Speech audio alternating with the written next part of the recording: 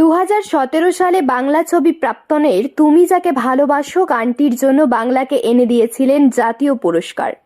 এবার যোগ হলো নতুন পালক ইমন চক্রবর্তীর মুকুটে।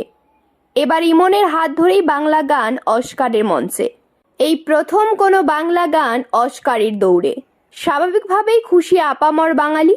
এবারের অস্কারের মঞ্চে সেরা মৌলিক গানের তালিকায় প্রাথমিক পর্যায়ে 89টি গান এবং সেরা মৌলিক ব্যাকগ্রাউন্ড স্কোরের জন্য মোট 146টি গান ব্যালটে রয়েছে।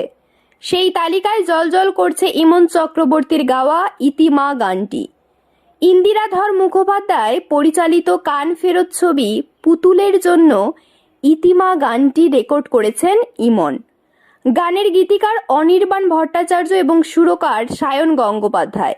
পথ শিশুদের নিয়ে গাওয়া যে গানটি মুক্তি পেয়েছিল 14ই নভেম্বর শিশু দিবসের দিন, সেই গানই এনে দিল বিরাট সুখবর ডিসেম্বরের শুরুতেই।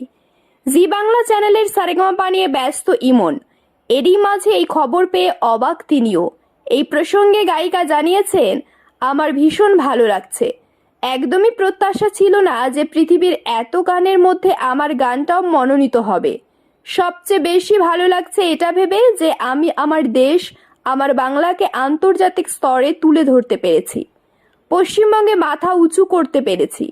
লায়ন কিং এর মুফাসার মতো গানের সঙ্গে পাল্লা দিয়ে লড়াই করবে বাংলার পথ শিশুদের নিয়ে তৈরি গান ইতিমা ভেবেই গর্বিত ইমন চক্রবর্তী।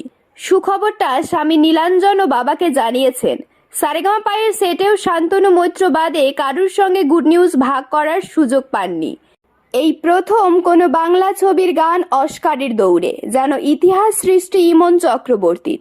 ইমনকে নিয়ে পরিচালক জানিয়েছেন, ইমন তো ভীষণ সোলফুল গায়িকা, গানটাও খুব ভালোবেসে গেয়েছে। ওকে নিয়ে আলাদা করে আর কি বলবো। অস্কারের জন্য প্রচুর টাকা খরচ করে ক্যাম্পেইন করতে হয়। মৌলিক বাংলা ছবির পরিচালকের হাতে অত টাকা নেই। তারপরেও বাংলা গানের এই সাফল্যে উচ্ছ্বসিত সবাই। 1 নভেম্বরের মধ্যেই অস্কারের মৌলিক গানের সমস্ত নমিনেশন জমা পড়েছিল। চূড়ান্ত ভোটিং পর্ব শুরু হবে আগামী 9ই ডিসেম্বর থেকে। আগামী 3রা মার্চ লস অ্যাঞ্জেলসের ডলবি থিয়েটারে বসবে অস্কারের আসর। সুরের জোরেই বাংলা সঙ্গীতের দুনিয়ায় নিজেকে প্রতিষ্ঠিত করেছেন ইমন চক্রবর্তী। আধুনিক বাংলা গান, রবীন্দ্রসঙ্গীত থেকে লোকগান, সব ধরনের সুরে সিদ্ধহস্ত শিল্পী। তাতেই 8 থেকে 80 সকলের মনে জায়গা করে নিয়েছেন ইমন চক্রবর্তী।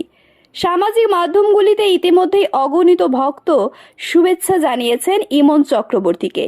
এরকম তথ্যমূলক ও অনুপ্রেরণামূলক ভিডিও পেতে আপনারা ফলো করবেন আমাদের একমাত্র ফেসবুক পেজ দ্য বংস প্রেস এবং সাবস্ক্রাইব করবেন ইউটিউব চ্যানেল দ্য বংস প্রেস।